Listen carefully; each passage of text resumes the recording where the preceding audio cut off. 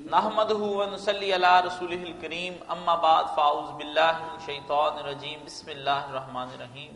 حاضرین و سامعین اکرام، السلام علیکم ورحمۃ اللہ وبرکاتہ۔ وعلیکم السلام ورحمۃ اللہ۔ پروگرام الدین الخالص کے ساتھ ہم حاضر خدمت ہیں۔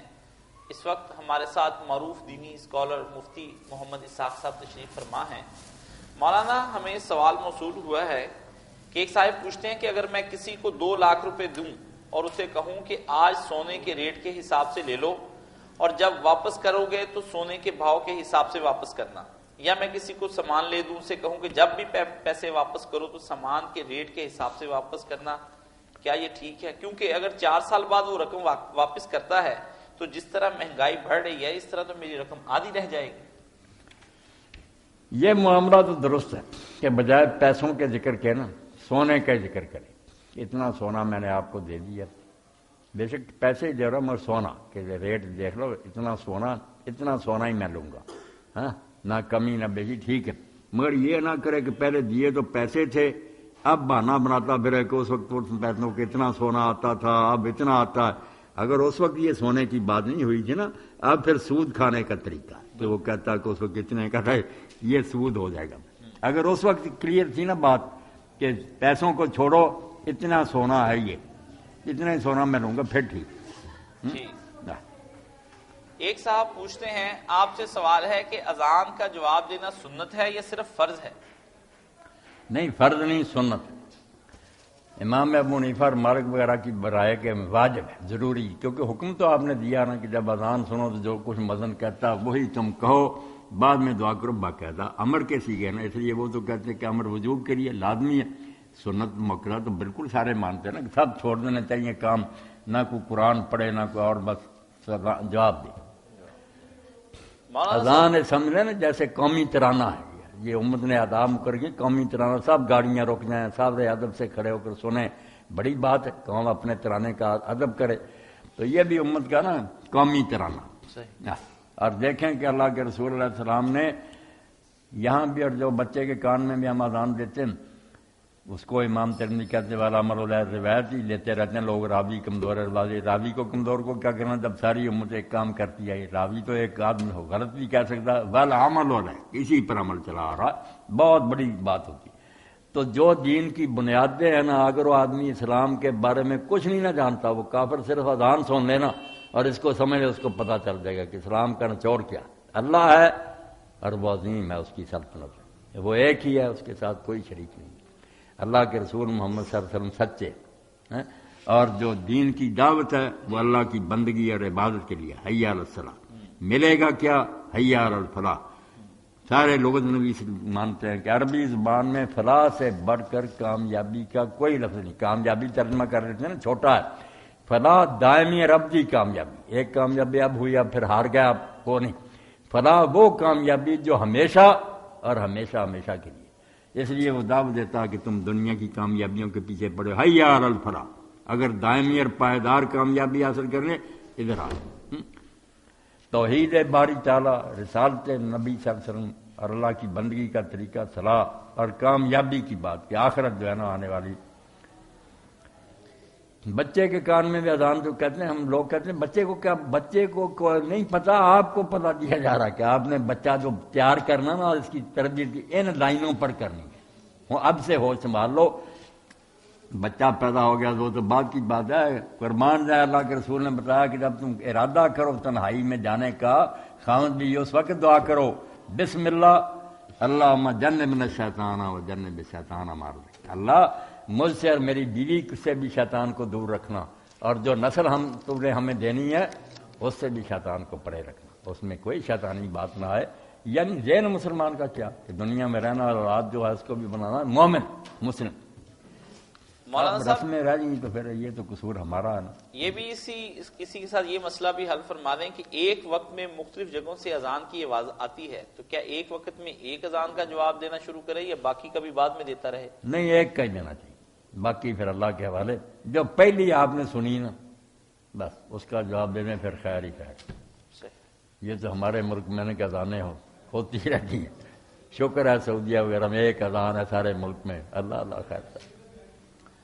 ہمارے ایک دوست رؤف صاحب یہ پوچھتے ہیں کہ مولانا صاحب حضرت عمر فاروق رضی اللہ تعالی عنہ کا نکاح حضرت ام کلثوم بنت علی رضی اللہ تعالی عنہ سے ہوا، تو آپ اس ذرا رشتے پر غور فرمائیں کہ وہ تو ان کی رشتے میں ستیلی نواسی لگتی تھی، جبکہ حضرت حفصہ ستیلی ماں تھی حضرت فاطمہ کی، تو ایسی صورت میں کیا یہ نکاح جائز ہے؟ نکاح جائز ہونے میں تو کسی کو اختلاف ہی نہیں، شیعہ اور سنی یہ نواسی اس طرح لگتی جو ہوتی ہے اور ہوتی ہے اپنی بیٹی کی بیٹی جو نا، جو اپنی پشت سے بیٹی پیدا اس سے جو بیٹی پیدا ہوئے وہ حرام ہے، باقی جو ہے نا یہ کوئی باتیں نہیں، یہ نکاح سب شیعہ سنی کے نزدیک ہوا یعنی الگ بحث کرتے رہیں، نکاح میں کوئی حرج نہیں۔ جو حضرت ابوبکر کے نواسی رشتے میں نا کہ ان کی بیٹی کی آگے کا دوسری بیوی کی اور اگر حفصہ کی بیٹی ہوتی نا حضور کی بیوی کی پھر ہوتی نا عمر کی نواسی، حضرت خدیجہ کی بیٹی اور اس سے آگے بیٹی، یہ کوئی نہیں، اس طرح کے رشتے بہت۔ تو وہ دوست پوچھتے ہیں کہ شیعہ حضرات عموماً کہتے ہیں کہ یہ ناممکن سی بات ہے، آپ ناممکن پوچھیں اس کے بارے میں۔ شیعہ حضرات کے جو بڑے بڑے عالم ہیں نا، جو عالم ہیں وہ مانتے ہیں کہ واقعہ بالکل سچا ہے، اس کا انکار کرنا بے وقوفی اور جہالت ہے۔ اب کیوں ہوا اس کے بارے میں انہیں حق ہے، وہ کہتے ہیں جیسے دوسرے ظلم ہوئے یہ بھی ظلم ہے، یہ پلی لیتے ہیں کہ ظلم ہے، زبردستی چھینا گیا رشتہ اور ان کو مجبور کر دیا گیا کہ اگر تم رشتہ نہیں دو گے میں 2 گواہ کھڑے کر کے چور بنا کر تیرے ہاتھ کاٹ دوں گا۔ انہوں نے حضرت عباس سے کہا چچا یہ حال، انہوں نے کہا بیٹا دے دے، وہ الگ بات ہے کہ ایسی کہانیاں بنا کر ظلم بنائیں کہ امام جعفر صادق کے ذمہ لگایا، وہ کہتے ہیں یہ ہم سے زبردستی ہماری بیٹی چھین لی گئی، مگر واقعہ کا انکار بیٹا زیادتی۔ یہ دیکھیں نا اتنا کٹڑ علامہ مجلسی دشمن جو لعنت کے بغیر لفظ نہیں لکھتا، وہ بھی مانتا کہ جب ہماری حدیثیں یار بڑی انکار کیوں کرتے، واقعہ ہوا۔ باقی کچھ لوگوں نے عجیب و غریب باتیں یہ شیعہ سنی سارے دین چھوڑ گئے کہ جب ایسا معاملہ دیکھا نا تو حضرت علی نے پھر اپنی قدرت سے وہ پاورفل سے انہوں نے نجران سے ایک جنیہ کو بلایا، پری، اس کو ام کلثوم کی شکل دی، وہ حضرت عمر کے گھر بھیج دی اور حضرت عمر کو نا خسی کر دیا کہ قریب نہیں جا سکے، وہ رہی پڑی رہی ان کے گھر میں، یہ یہی سمجھ رہے کہ ام کلثوم ہے، ام کلثوم کو لیا چھپا، جب یہ قتل ہو گیا پھر ام کلثوم کو نکالا اور وہ جنیاں بھی جو تھی وہ پھر اپنے نجران کو چلی گئی۔ یہ کہانیاں بناتے ہیں، یہ جو جی چاہے کہ کیا بناتے ہیں، قصہ ٹھیک ہے کہ نکاح ہوا، بات جو ہے نا خلاصے کی یہ اس کے حوالے اگر شیعہ دوست جائیں دے دیں گے، چوٹی کے لوگ مانیں گے کہ واقعہ ٹھیک۔ جی ایک دوست پوچھتے ہیں کہ اس سے بلکہ بہت سے مسئلے نکالے ہیں شیعہ علماء نے اور مجتہدین نے، وہ بڑی اچھی بات ہے۔ ایک تو کہ ہاشمی عورت کا نکاح غیر ہاشمی سے ہو سکتا، اس کے لیے بھی حوالہ دیا کہ علی نے اپنی بیٹی جو تھی نا عمر ہاشمی تو نہیں تھے۔ دوسرا حوالہ دیا کہ جب خاوند فوت ہو جائے تو بچی جہاں جی چاہے عدت گزار سکتی ہے۔ ہمارے عام لوگ کہتے ہیں نہیں خاوند کے گھر ہی رہنا پڑتا، نہیں ظاہری بھی کہتے ہیں امام ابن حزم اور یہ شیعہ بھی کہتے ہیں کہ گھر رہنے کی کوئی پابندی نہیں، جہاں جی چاہے جا کر رہے، 4 مہینے 10 دن اس نے سوگ کرنا، خوبصورت نہیں بننا۔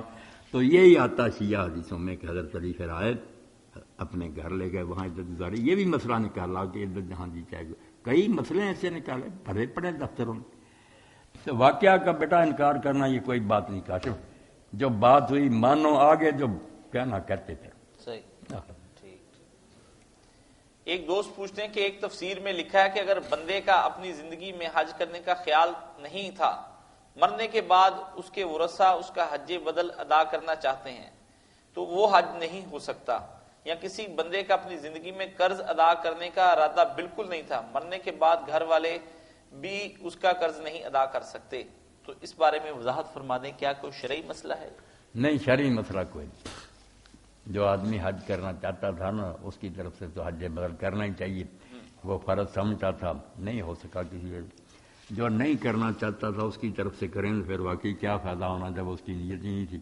قرضہ دینا ہی بندوں کا قرضہ دینا اس سے نہیں منکر ہو سکے، جب اس کی جائیداد سنبھال رہے ہیں تو قرضے کیوں نہیں دینے، صحیح، بندوں کے قرضے دینے پڑے، حج نہیں ہو سکتا۔ حج اسی صورت میں کہ وہ فرض سمجھتا تھا، کرنا چاہتا تھا، موت کی وجہ سے یا بیماری یا حکومت کی کسی رکاوٹ کی وجہ سے نہیں کر سکا۔ ایک صاحب سوال پوچھتے ہیں کہ کیا کسی حدیث میں مسافر کے لیے جمعے سے جمعے تک موضوع پر مسح کرنے کا ذکر ہے؟ اگر ہے تو کیا وہ حدیث صحیح ہے؟ نہیں، مسح موضوع کی مدت جو نا مسافر کے لیے 3 دن 3 رات وطن میں جو آدمی اس کے لیے ایک دن ایک رات بس، جمعہ سے جمعہ تک کوئی نہیں۔ البتہ یہ کچھ لوگوں نے کہا ہے، ارے معقول بھی ہے بات کہ اگر کسی ایسے علاقے میں کہ اگر 3 دن بعد یا 1 دن بعد اتارے، توبہ توبہ، ایسی سردی ہے جیسے سیاچین وغیرہ، تو سکڑ جائیں گے پاؤں، وہاں سال بھی گزر جائے نا، اگر وہ نہیں اتارتا تو مسا کرنا ہے، وہ بات ٹھوس، وہ حالات الگ ہیں کہ اگر اتارتا وردی وہاں تو بیٹا وردیوں میں بھی لوگ بالکل ایسے ہی۔ اور اگر جرابوں پر مسح کر لیا جائے بعد میں انہیں اتار لیا جائے تو کیا نماز پڑھی جا سکتی ہے یا دوبارہ وضو کرنا پڑے گا؟ وضو دوبارہ کر لے تو ٹھیک ہے، ورنہ کوئی بات نہیں۔ جیسے میں سر پر ہاتھ پھیروں نا وضو کرتے وقت، کہ بعد میں سر مڈا دوں، حجامت بنوا دوں، میرے بال کاٹ دیے، تو یہ کوئی نہیں میں میرا مسا ساتھ ہی چلا گیا، مسا کہیں گے۔ اسی طرح یہ پاؤں کی بات کہ جرابوں پر اگر مسا کر لیا تو اتار بھی دیے نا، مسا قائم ہی ہے، مسا قائم۔ اگر وضو ٹوٹ گیا پھر ٹھیک، نیا وضو کریں گے۔ ایک صاحب پوچھتے ہیں کہ اگر سجدہ صاحب سلام پھیرنے کے بعد کیے جائیں تو کیا دوبارہ سلام پھیریں گے؟ اور تشہد پڑھنا ضروری ہے؟ کیونکہ پھر تشہد پڑھنے کے علاوہ والی جو بات ہے اسے لوگ شاذ کہتے ہیں، اور یہ علامہ البانی کی رائے بھی ہے۔ بات یہ ہے کہ نماز میں قبول ہو جائے نا اور سجدہ صاحب کرنا، تو اس کے لیے جو بات اصل میں ذہن میں بٹھانے کی ہوئی ہے کہ جو عبدو و رسولوں کے بعد ایک طرف سلام پھیر کر 2 سجدے کرتے ہیں نا، پھر اٹھ کر یا درود شریف دعا پڑھتے ہیں، یہ طریقہ کوئی نہیں، اس کا کوئی ثبوت نہیں، نہ یہ کوئی بات ہے۔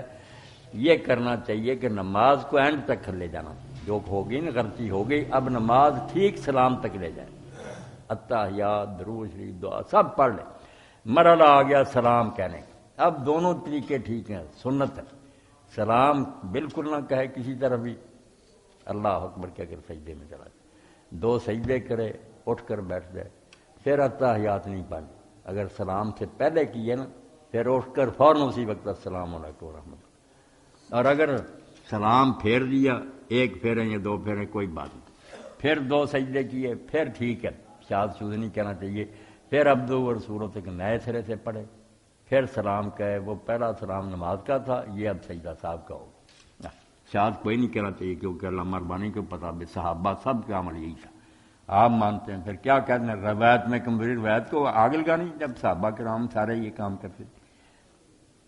میری باتیں سمجھنے کی کوشش کرو کہ دین کو صرف لفظوں سے نہیں لینا چاہیے کہ فلاں روایت یہ ہے، ساتھ دیکھنا چاہیے کہ جو لوگ آپ کے پاس رہے وہ کیسے یہ کام کرتے رہے، ان کو نہیں رد کر سکے، مانتے ہیں کہ ان کا عمل یہی ہے۔ ایک صاحب پوچھتے ہیں کہ اگر کوئی امام غلطی سے تشہد بیٹھنے کی بجائے کھڑا ہو جائے تو کیا مقتدی بھی کھڑے ہو جائیں یا مقتدی سے سبحان اللہ کہہ کر بیٹھنے پر مجبور کریں؟ امام اگر کھڑا ہونا شروع ہو جائے نا غلطی سے تو لوگوں کو چاہیے ٹوکے، سبحان اللہ کہیں، اگر تو سیدھا کھڑا ہونے سے پہلے یہ اس کو سمجھ آ گئی اور بیٹھ گیا، کچھ لوگ کہتے ہیں کہ نہیں گھٹنوں سے ذرا اوپر ہو جائے پھرنا نہیں لوٹے، نہیں، سیدھا نہ کھڑا ہو جائے، اگر سیدھا کھڑا ہو گیا تو پھر پتہ چل گیا غلطی ہوگی، وہ واپس نہ آئے، اگر سیدھا کھڑا ہونے سے پہلے سمجھ آ گئی تو بیٹھ جائے، اور آخر میں سجدہ صاحب کرنے کی کوئی ضرورت نہیں، خیر ہی خیر ہے، یہ کہتے ہیں اٹھنا ہی شروع ہو گیا تو نہیں، اگر سیدھا کھڑا نہیں ہوا تو معافی ہے، آ گیا واپس، اور اگر سیدھا کھڑا ہو گیا پھر واپس نہ آئے اور نمازی بھی کھڑے ہو جائیں، پھر آخر میں جا کر نا وہ اس کا تدارک کرے۔ یہ مولانا یہ اکیلا آدمی نماز پڑھا ہے تو بھی اس کے لیے یہی صورت کہ سیدھا کھڑا ہو گیا پھر نہ واپس آئے، پھر آخر میں سجدہ صاحب، سیدھا کھڑا ہونے سے پہلے سمجھ آ گئی واپس آ گئے، پھر سجدہ صاحب بھی کوئی نہیں۔ بشیر ملک صاحب USA سے پوچھتے ہیں مولانا صاحب یہ فرمائیے کیا ہم نوافل میں کے سجدوں کے اندر اللہ تعالیٰ سے دعائیں بھی مانگ سکتے ہیں اور درود شریف بھی پڑھ سکتے ہیں؟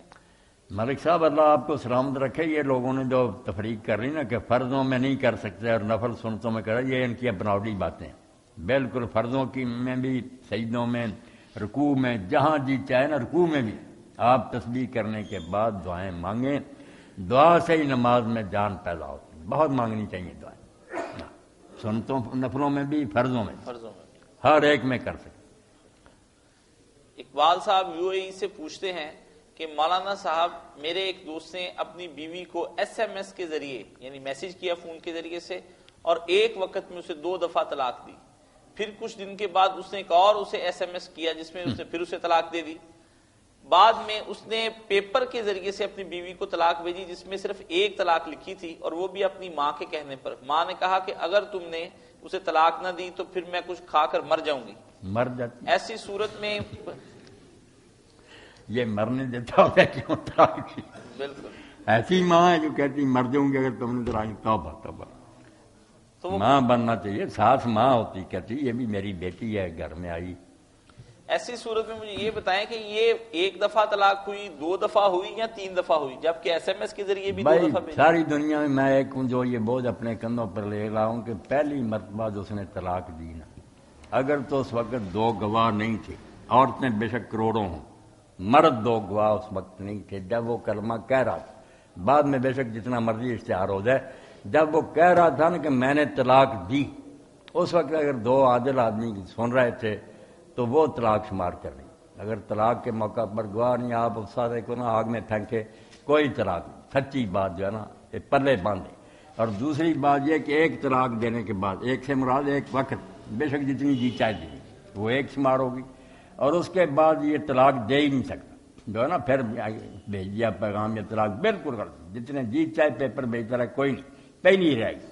یہ مسئلہ ایسا ہے کہ آپ سارے سن کر حیران ہو گئے کہ پہلی طلاق جب تک یہ واپس نہیں نہ لیتا, رجوع نہیں کرتا, یا وقت گزر گیا تجدید نہیں کرتا, دوبارہ بیوی نہیں بناتا, یہ دوسری طلاق نہیں دے سکتا. کس کو طلاق دے رہا, وہ تو پہلے عدت گزار رہی. یہ ایسا مسئلہ جو سمجھ آ گیا تو انشاءاللہ سارے گھر آباد رہے. پہلی طلاق کے بعد طلاق دینے کا کوئی اختیار ہی نہیں کسی کے پاس. وہ تو متعلقہ طلاق دے دی ہوئی, تم نے وہ اپنا نکاح جو ہے نا ختم کر کے عدت گزار رہی, وہ واپس لو, یا رجوع کرو, یا پھر موقع آئے گا دوسری طلاق. زندگی تو 3 بیٹا, زندگی بھر میں 3 چانس ہیں. یہ کوئی نہیں کہ اس مہینے دے دی, اس مہینے دے دی, بالکل غلط. طلاق کے بعد طلاق نہیں ہو سکتی. بس مولانا صاحب اس کے ساتھ یہ مسئلہ بھی حل فرما دیں کہ اگر میاں بیوی تو آپس میں خوشی سے رہ رہے ہیں, والدین یا ان کے کسی کے کہنے پر وہ طلاق دیتے ہیں, والدین کے کہنے پر وہ دیتا ہے, تو کیا یہ جرم ہوگا؟ جرم, بہت جرم, بہت جرم. کوئی حق نہیں کسی کہنے پر طلاق دیا. صحیح. اور ایک حضرت عمر فاروق طلاق کے بارے میں جو حضرت عبداللہ ابن عباس رضی اللہ عنہ نے کہا نا, بہت پیاری بات, اور جنہوں نے سنی عالم مان گیا کہ انما الطلاق والبتر. سارا معاملہ سن کر دیکھیں کہ پہلے کوئی جھگڑا آ رہا تھا ان کا جس کی وجہ سے طلاق دی ہے. بنیاد ہونی چاہیے. اگر سمجھنے کی یار کوئی بھی نہیں آرام سے رہ رہے, وقتی طور پر اس نے کہہ دی, کچھ نہ شمار کرے, وہ طلاق نہیں, بیوقوفی ہے. وہ رو رہا, وہ بھی رو رہی ہے, طلاق ہے. طلاق سوچ سمجھ کر لوگ سمجھیں یار اتنی مجھ سے لڑائیاں آ رہی تھی, آخر کوئی فیصلہ ہونا ہی چاہیے, وہ طلاق شمار. انما الطلاق والبتر, طلاق وہ ہے جو کسی غرض کے لیے, خواہ بخواہ کی طلاق کی. اسی لیے سارے میرے پاس آتے ہیں نا. آپ قاضی ابو رحمان نے بھیج دیا, دعویٰ والی قاضی ابو رحمان, اس نے پتہ نہیں کتنی دیر رکھی تھی. میں نے کہا ایک بھی نہیں ہوئی, پہلی بھی نہیں ہوئی, جا آرام سے رہ, دونوں خاوند دیجیے. میں نے کہا برقرار رکھنے. اور یہ احسان ہے علامہ السید جمال الدین دمشقی, دمشق میں ہوئے اس زمانے میں. علامہ البانی کے بھی استاد ہیں, انہوں نے قرآن مجید کی تفسیر لکھی ہے محاسن التاویل. تو میں جب کاشف سن 62 میں حج کے لیے گیا, 10 آدمی تھے ہم اپنے گاؤں کے, الحمدللہ بڑا گروہ تھا. تو وہ اس وقت مکہ معظمہ میں ایک عالم تھے, اللہ ان پر رحم کرے, بخارا کے مہاجر, روسی انقلاب کے بعد یہاں آ گئے تھے. پھر یہاں کی نیشنلٹی مل گئی. سید محمد مخدوم بخاری, نورانی چہرہ, بہت قد والے, بوڑھے. تو پھر ان کی مجلس میں بیٹھتا, اس وقت لوگ کرسیوں پر درس دیتے تھے. مجھ سے خوش ہو گیا. ایک دن مسئلہ ہو گیا نا, کسی نے پوچھا کہ جو لوگ حج تمتع کرتے ہیں وہ جب آئیں مینا سے واپس تو انہیں بھی صحیح دوبارہ کرنی پڑے گی صفا مروہ کی, یا صحیح پہلی کافی. اب یہ کئی اہل حدیث بھی کہتے ہیں, ابن تیمیہ وغیرہ نے یہ شوشہ چھوڑ دیا کہ نہیں, تمتع والے کے لیے ایک ہی صحیح کافی.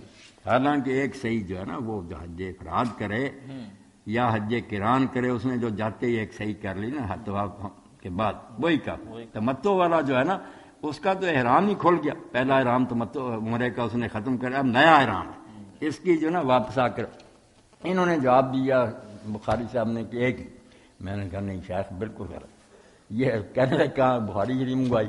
میں نے نکال کر دکھایا کہ اما عائشہ رضی اللہ عنہا نے فرمایا کہ جن لوگوں نے احرام کھول دیا تھا وہ جب مینار سے واپس لوٹے ہیں تو انہوں نے دوبارہ صفا مروہ کے درمیان سے انہوں نے بیٹا پھر کوئی برا نہیں منا، اعلان کیا کہ جب تک یہ نوجوان موجود ہے کسی سے مسئلہ پوچھو، میں اندر گھر لے گئے تو اس وقت مجھے یہ تحفہ دیا، 2 مسئلے ہیں اس میں اکٹھے، سید جمال الدین دمشقی کے، اور اس کا جو مقدمہ علامہ البانی صاحب نے پھر اور بھی حدیثیں اکٹھی کر، ایک ہے المسح علی الجوربین، جرابوں پر مسح، یہ بھی پکا انہوں نے ثابت کیا کہ یہ موٹی اور باریک سب بکواس ہے، اگر اس نے پاؤں ڈھانکے وہ کسی طرح مسح کرے، اور اگر ننگے ہیں دھوئے، ایک سے اس پر ہے حدیثیں اور ساری بحثیں۔ دوسرا الاستئناس لتصحیح انکحۃ الناس، لوگوں کے نکاح درست رکھنے کے لیے حوالے۔ شروع میں انہوں نے تمہید میں لکھا کہ جب سارے علماء مانتے ہیں کہ امت مسلمہ میں کوئی امام بھی ہے وہ ہمارا امام ہے، تو وہ کہتے ہیں اہل بیت نے کچھ تمہارے ساتھ زیادتی کی ہے کہ علی اور اس کی اولاد کے اتنے فتوے ہیں، دفتر بھرے ہوئے، وہ جب کہتے ہیں یہ طلاقیں نہیں کیوں نہیں لیتے ہم، وہ پھر ایک ایک لکھ کر کہ حیض میں طلاق نہیں، ایک وقت میں ایک سے زیادہ طلاق نہیں، گواہ نہیں، وہ تو اتنی اعلیٰ کتاب ہے نا، اگر اس کا ترجمہ کرا کر کوئی چھاپ دے کمال کر دی انہوں نے کہ طلاق تب ہوگی جس طرح ہم مانتے ہیں نکاح ہوا تھا، جتنا وہ یقینی نا اتنا یقینی کوئی آئے گا حوالہ پوری امت کا کہ نکاح ختم ہوگا، یقین کو یقین ختم کرے گا۔ اگر ایک بھی قول موجود ہے کہ نہیں یہ نکاح ختم ہوا، برقرار رہے گا۔ بہت پیارا رسالہ اب استئناس لتصحیح انکحۃ الناس، سید جمال الدین دمشقی رحمۃ اللہ علیہ۔ مولانا صاحب خرم صاحب یہ پوچھتے ہیں کہ آج کل مولانا صاحب طاہر القادری صاحب کے بارے میں بہت پروپیگنڈا ہے، کچھ لوگ کہتے ہیں کہ وہ بریلوی ہیں، لیکن بریلویوں میں سے کچھ لوگ ایسے ہیں جو کہتے ہیں کہ نہیں، ان کا مسلک اور ہمارے مسلک کے درمیان تضاد ہے آپس میں۔ آپ ہمیں فرمائیں کہ کیا یہ بریلوی ہیں، امام احمد رضا خان بریلوی کے مسائل کی طرح کے سارے مسائل کرتے ہیں، ان کے اپنے بھی شذوذ ہیں؟ یہ باتیں جو نا کہ طاہر القادری صاحب بریلوی ہیں، یعنی بریلوی ہیں پھر بھی ہمارے بھائی ہیں، ان کا کوئی دوسروں سے مسلک کا اختلاف پھر نہیں، یہ باتیں تو ان کو ہم کوئی اہمیت نہیں دیتی۔ باقی جو سیاسی ہنگامہ نا اس بارے میں تو آپ دیکھتے ہیں کالم نویس کچھ ان کے حق میں لکھ رہے ہیں، زیادہ ان کو غلط ہی کہہ رہے ہیں کہ یہ ملک میں فساد ہی برپا کریں۔ باقی بات مجھ سے جو پوچھنی چاہیے یا سارے دوستوں نے، مولانا مودودی رحمۃ اللہ علیہ کو کسی نے سوال بھیجا کہ خواجہ نظام الدین اولیاء رحمۃ اللہ نے شادی نہیں کی، رابعہ بصریہ نہیں کی، آپ ان کے بارے میں کیا کریں؟ مولانا نے کہا یار اگر تم پوچھتے کہ نکاح کرنا چاہیے یا نہیں، یا کنوارا رہنا جو ہے اس کا کیا حکم ہے، میں کوئی بات لکھ رہا۔ اب ایسے لوگ جو بیچارے گزر گئے، ہمیں پتہ نہیں ان کی کیا مجبوریاں تھیں، کیا ان کے بارے میں کیا مقدمہ میرے پاس لے آتے ہو کہ ہم ان کے فیصلے کرتے پھرے؟ تو مسئلہ پوچھا کریں بیٹا کہ یہ بات کوئی کہتا یہ کیسی ہے، اس طرح نام لے کر دینا پھر جھگڑا ہی ہے، فساد۔ اللہ سب کو ہدایت دے، ملک کو مستحکم کرے، جس میں بہتری ہے امت کی وہ کام کرے، فتنے اور شرارت کو اللہ تعالیٰ ختم کرے۔ سعود ہاشم صاحب یہ پوچھتے ہیں کہ مولانا صاحب میں نے یہ سنا ہے کہ شاہ ولی اللہ رحمۃ اللہ علیہ کی کتاب حجت اللہ البالغہ جو ہے وہ ان کی آخری کتاب ہے جس میں انہوں نے تقلید سے بھی توبہ کر لی اور اس کے بعد صوفیزم بھی چھوڑ دیا، اور ان کی ساری پرانی کتابیں جن میں انہوں نے مختلف مسائل کیے تھے ان سے رجوع کر لیا ہے۔ کیا یہ بات درست ہے؟ رجوع کرنا تو برائی نہیں، جیسے علامہ اقبال بہت ساری چیزیں انہوں نے واپس لے لی، تو کسی نے کہا علامہ صاحب آپ پہلے یہ کہتے تھے، انہوں نے کہا یار پتھر نہیں بدلا کرتے، انسان بدلا کرتے، انسان جو علم اخلاتا جاتا بدل جاتا، کوئی یہ گناہ کی بات نہیں۔ مگر شاہ صاحب کے بارے میں ایسی باتیں غلط ہیں، انہوں نے کوئی چیز نہیں چھوڑی، وہ پہلے سے ہی انہوں نے یہ سمجھا ہوا تھا تقلید جو ہے نا، پورا آخر میں باب پڑھنا چاہیے، انہوں نے کہا جو ابن حزم وغیرہ کہتے ہیں کہ تقلید حرام ہے، یہ بھی بےہودہ بات ہے، جو ان پڑھ لوگ ہیں یہ کسی کے پیروں نہیں ہوں گے، مردہ امام کے نہیں ہوں گے، زندہ کے ہوں، کسی عالم سے پوچھیں گے نا، یہ خود عربی پڑھ سکتے ہیں، حدیثوں کا فیصلہ کر سکتے ہیں۔ تقلید جو ہے کوئی گالی ہے، تقلید یہی ہے کہ جیسے علم کو کوئی نہیں جانتا، مجھے نہیں علاج آتا، میں ڈاکٹر جان صاحب سے علاج کراتا ہوں۔ تقلید کسی فن کے ماہر کی بات پر اعتماد کو کہتے ہیں، اس کے بغیر تو چارہ ہی کوئی نہیں۔ عالم دوان کے لیے مودودی صاحب رحمۃ اللہ نے فیصلہ چکے بہت سارا کہ عوام کے لیے تقلید فرض ہے، کسی عالم کو مانے، وہ خود ہی فیصلے کریں، گمراہ ہو جائیں گے، کتابوں میں تو سب کچھ ہے۔ عالم ذمہ دار ہے کہ وہ تقلید نہ کرے، وہ اگر عالم ہے، عالم یہ نہیں کسی مسجد کا مولوی ہے، عالم ہے، ہر شے پرکھ سکتا، وہ اللہ سے ڈر کر صحیح بات بتائے، عالم تحقیق کرے، لوگ اس کی تقلید کریں، یہ ڈھونڈنے کہ عالم اچھا یا نہیں، یہ فیصلہ خود کر لیں۔ پڑھوں کام چھٹی دیتے ہیں، خود ہی علاج کرو، خود ہی فیصلے کرو، تباہی ہو جائے گی، کسی شعبے میں یہ نہیں ہو سکتی۔ ایک صاحب جو کہتے ہیں تقلید نہیں کرنی، یہ بھی کوئی عصری صاحب کے پاس چلا جاتا، کوئی عالم کے پاس ہی جانا ہی، اگر وہ کہے یار خود ہی تو اہل حدیث تحقیق کرتا، وہ اردو پڑھ نہیں سکتا، تحقیق اس نے کیا کرنی، تو غلط بات نہیں کہنی چاہیے. عام آدمی جو ہے تقلید کرے، یعنی کسی عالم کے پیچھے چلے. عالم جو ہے نا وہ پوری طرح سمجھے میں اللہ کے سامنے جواب دوں، صحیح بات بتا. ایک صاحب انڈیا سے میر جعفر علی خان، ہاں انہوں نے ہمیں سوال بھجوایا اور اس کی شکل اس قسم کی ہے کہ اس میں انہوں نے اپنے پورے خاندانوں کے نام بتائے ہیں، خاندان کے، بیوی کے، بچوں کے، بہن بھائیوں کے. آخر میں دراصل وہ یہ لکھتے ہیں کہ مجھے یہ سب نام رکھے ہیں، کچھ لوگ کہتے ہیں کہ اس میں کچھ نام اچھے ہیں کچھ برے، لیکن بات یہ ہے کہ میں نے اپنی جاب جو ہے وہ کھو بیٹھا ہوں اور اب میں بہت پریشان ہوں، ہینڈ ٹو ماؤتھ ہو گیا ہوں. تو کیا یہ میرے گھر والے مجھ پر اثر انداز ہوتے روحانی طور پر، یا میرے پہ ویسے یہ مصیبت آ گئی ہے؟ تو برائے مہربانی مجھے کچھ جاب کے لیے کوئی وظیفہ بتا دیں. میر صاحب اللہ تعالیٰ آپ پر اور سب مسلمانوں پر رحم فرمایا. یہ پریشان نہ ہو، ناموں نے کیا کرنا، اللہ کی طرف سے ہوتا. سب جو نا خوشی اور غمی اس کی طرف سے آتے ہیں، خوشحالی بھی آتی ہے، پریشانی بھی آتی ہے. تو آپ حوصلے سے کام لیں، باقی اللہ تعالیٰ کا دروازہ کھٹکھٹانا چاہیے، کوشش بھی کریں. تو یہ جتنے بھی لوگ نا مالی پریشانی میں مبتلا، ان کو میر صاحب آپ بھی اور ساتھی باقی بھی 2 وظیفے تو کرنے چاہیے نا. یا مغنی 1100 مرتبہ دن رات میں کسی وقت پڑھیں، درود شریف اس کے آگے پیچھے پڑھ لیں 11 بار. اور جو ہے نا اللہ الصمد یہ 1001 بار. یہ 2 کام کریں انشاءاللہ اللہ سنے گا.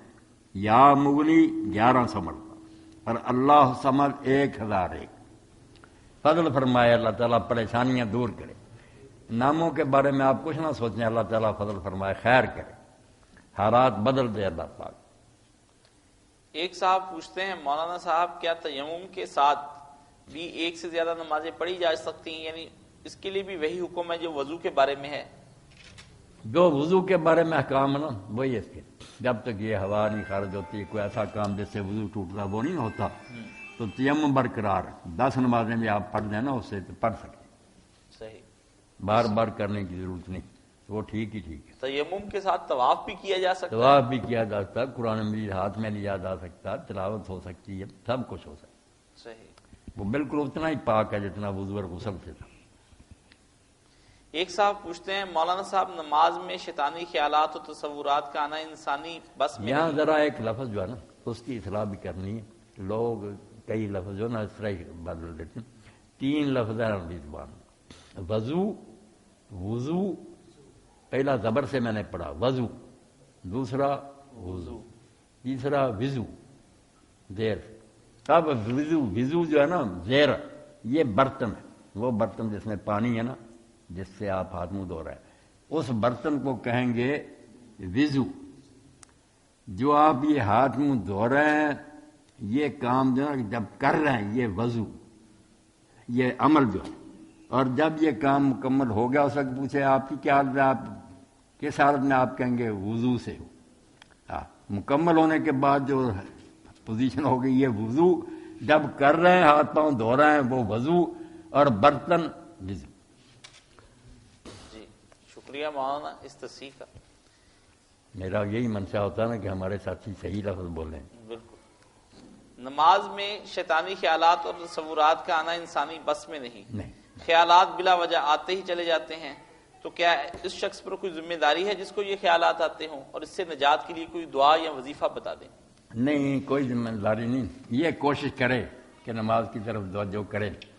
اور اس کے لیے ایک آسان نسخہ یہ بھی ہے کہ اگر کوئی پاس نہیں نا نماز پڑھ رہا، پریشان نہیں ہو رہا، آپ کسی کو ڈسٹرب نہیں کر رہے تنہائی میں اکیلے، تو ذرا اونچی آواز سے پڑھے. کوئی نماز بھی ہو نا جو پڑھ رہا ہے الحمدللہ رب العالمین، یہ ذرا اونچی اونچی کہتے جائیں. ایک وقت میں ایک ہی آواز کان میں پڑے گی نا، پھر شیطانی کیا ہونے، یہی کلمات آپ کے کان میں پڑھتے رہے.